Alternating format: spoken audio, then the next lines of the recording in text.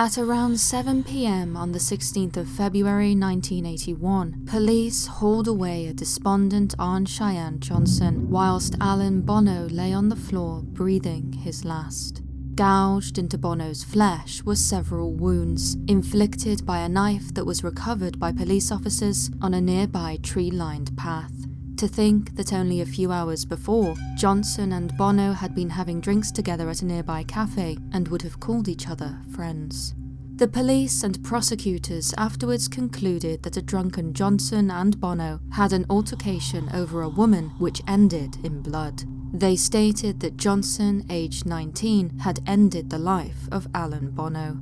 Johnson, on the other hand, consistently stated that he had no memory of the incident. This, combined with the events leading up to the crime, was claimed by the demonologist and medium Ed and Lorraine Warren to evidence Johnson as having been in the grips of the devil when he held the knife. After the incident, Lorraine Warren told how she knew this case would end in tragedy. It was inevitable, but Arne was the last one we would have ever thought it could happen to.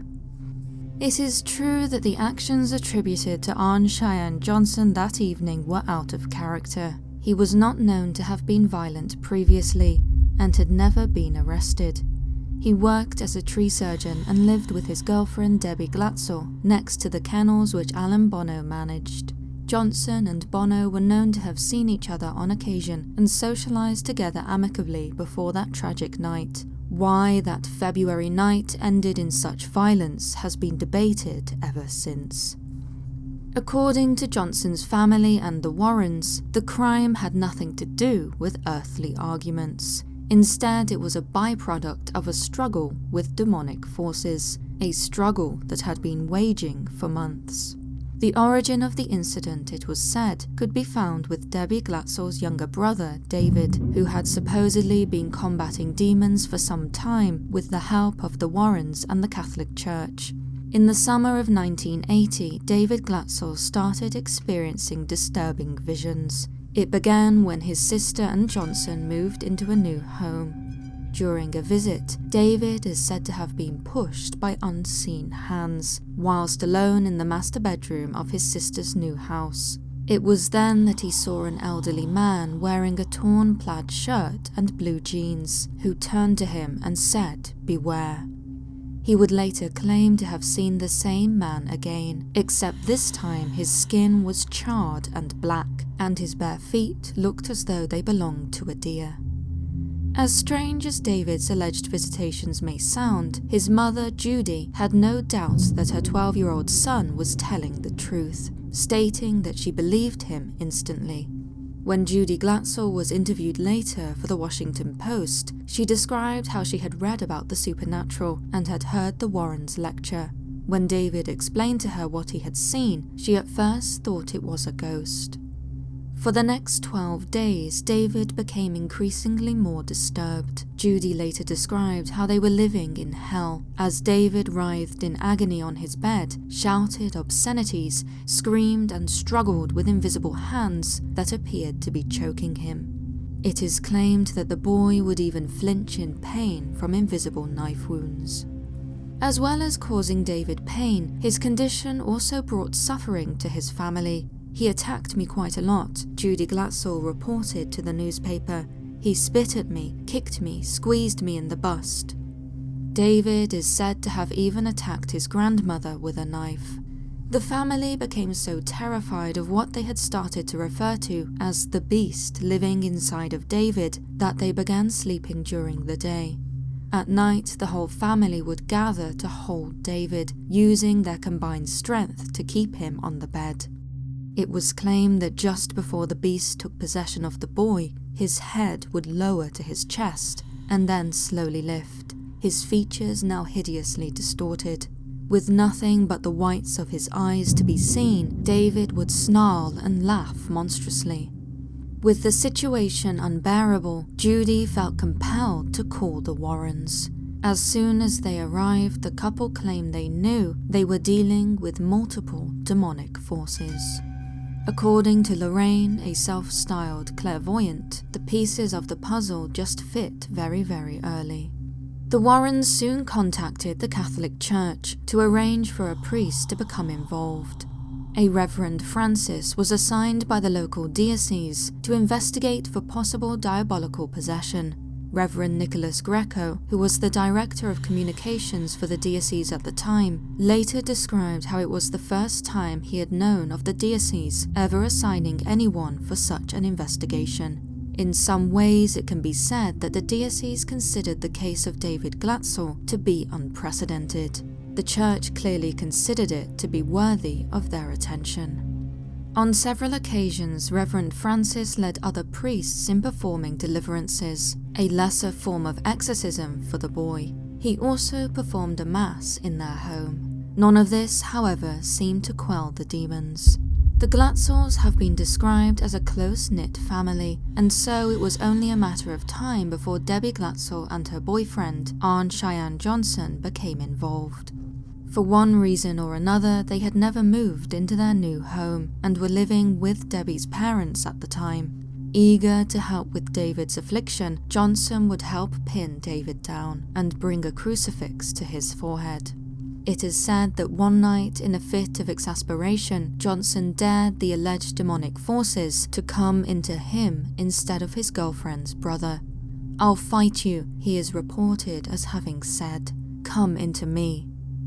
David's demons are said to have found this amusing, with the boy supposedly having announced, "They're laughing at you." When speaking with reporters afterwards, Lorraine Warren explained how Johnson made a very big error in inciting the demons.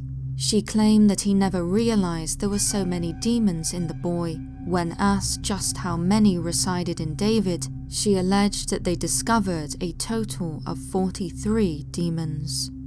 According to an interview the Washington Post did with Debbie Glatzel, Johnson began to change after that night.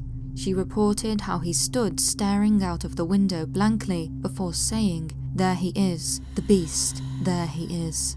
Johnson then supposedly began growling and baring his teeth. Debbie explained that she had to slap her boyfriend twice in order for him to come to his senses. To her, it was clear what had happened. Johnson was possessed. After the incident, Johnson's behavior is said to have changed. Debbie reported to the newspaper how he would wake up in the night and smash furniture in a rage, and once, whilst in church, he is stated to have yelled obscenities, screaming about how he wanted to leave.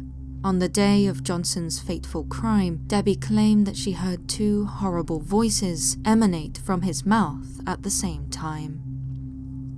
It was clear to those involved that as David's demons had not been exorcised formally, tragedy would inevitably befall the household. Lorraine Warren was especially keen to this sense. 4 months before the crime, she called the Brookfield police to warn of the possibility of danger in the Glatzel household. The day after the crime, when Johnson was in custody, it was Lorraine who called the police to inform them that he was possessed. After the incident, the police immediately reported they felt a little uncomfortable with the case. They talked about how most cases do not make you question the existence of demons, exorcists, or spirits, let alone those strong enough to compel a young man to end the life of a friend. Speaking to a local newspaper, an officer on the case called Sergeant John Lucas stated how, as a basic religious precept, it's all possible, but in this case, he was just not sure. By the time of the trial, the police's testimony seemed to contradict their initial feelings as reported in the newspapers. They called it a routine incident and an open and shut case. The word routine was an odd choice of word for the police to use, considering this was the town's first ever recorded homicide. Despite scoffing at claims of there having been demonic interference, Police Chief John Anderson was not above having some supernatural protection. He had a gilded crucifix hanging on the otherwise unadorned wall of his office. When questioned about it, he commented dryly, "I figure, why push your luck?" It was clear, regardless of the words used by the prosecution, that this was not a normal case. Even taking out the alleged supernatural elements, what would compel a young man with no priors to attack and end a good friend's life? Debbie Glatzel met Alan Bono when she started working for him at the kennels. She, him, and Johnson would socialize together frequently. According to Debbie, we all just hit it off just right. They even mused about one day opening a pet shop together. All of this makes a potential motive for the crime difficult to identify. After the case was over, the defense attorney claimed with some justification that, in their pursuit of a conviction, the state showed no motive, no character flaw, and they never exposed some love triangle. The attorney believed that any flaw they supposedly proved was done so solely by innuendo. And it is true, the prosecution was never able to establish a motive. The prosecutor, Walter Flanagan, merely stated that Johnson did what he wanted to do. Why, I don't know, but he did it. Motive is not necessary for a criminal to be convicted.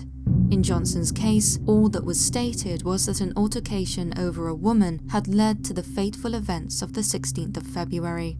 Which woman, however, is unclear. When discussing the incident with the Washington Post, Wanda Johnson, Arne's sister, gave an account of what happened that day. She explained that they met with Bono at a cafe for some food and a few drinks. Bono, she claimed, was doing most of the drinking, something which was his usual behavior whenever he socialized with them. The afternoon continued normally, with Johnson fixing Bono's stereo after the cafe. It was when they went up to Bono's apartment above the kennels that things changed. Bono, Wanda Johnson claimed, became violent and grabbed hold of some of the girls. Johnson was heading out to the car when he heard the commotion. He headed back up to find Bono holding onto his stepsister, Mary.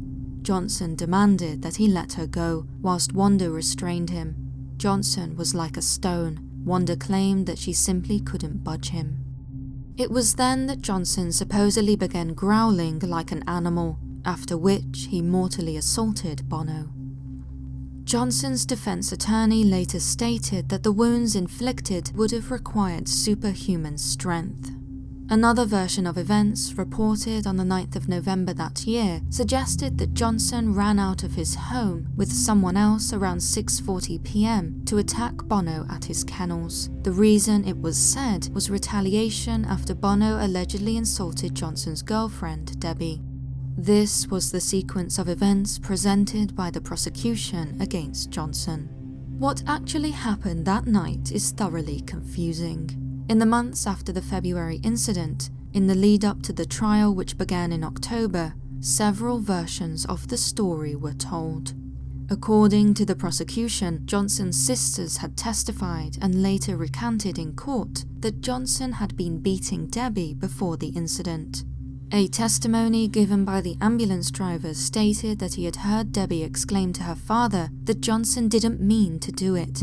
You know how he gets when he's been drinking. Events really changed, however, when the judge dismissed the use of demonic possession as a valid defense. Johnson's attorney, who had until that point been intending to use demonic possession as an excuse for his client's behavior, was forced to change tactics at the last moment. Now he argued for self-defense. The knife the sisters had previously admitted in newspapers and testimonies as being in Johnson's hands was now in Bono's.